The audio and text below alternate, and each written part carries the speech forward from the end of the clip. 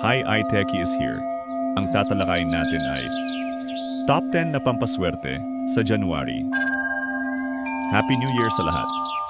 Gusto mo bang maging swerte buong taon? Huwag mong palampasin ang unang buwan ng taon. Dahil dito raw nagsisimula ang kapalaran mo. Top 10 na pampaswerte sa January. 10.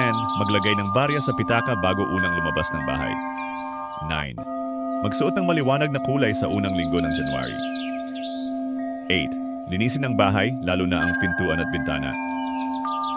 7. Huwag mangutang sa unang 7 araw ng buwan. 6. Kumain ng bilog na prutas kahit isang beses. 5. Maglagay ng halaman malapit sa pinto. 4. Ayusin ang higaan agad pagkagising.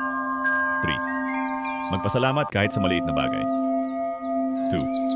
Magsindi ng ilaw tuwing gabi sa unang 3 araw. 1. Magtabi ng kahit maliit na halaga ng pera, huwag gagalawin. Sabi ng pamahiin, ang ginagawa mo sa January, siya raw uulit sa buong taon. Pero may isa dito na kapag nakalimutan mo, sinasabing doon nagsisimula ang malas. Kaya ayan ang top 10 na pampaswerte sa 2026 ng January. Thank you, don't forget like, share, and subscribe my YouTube channel.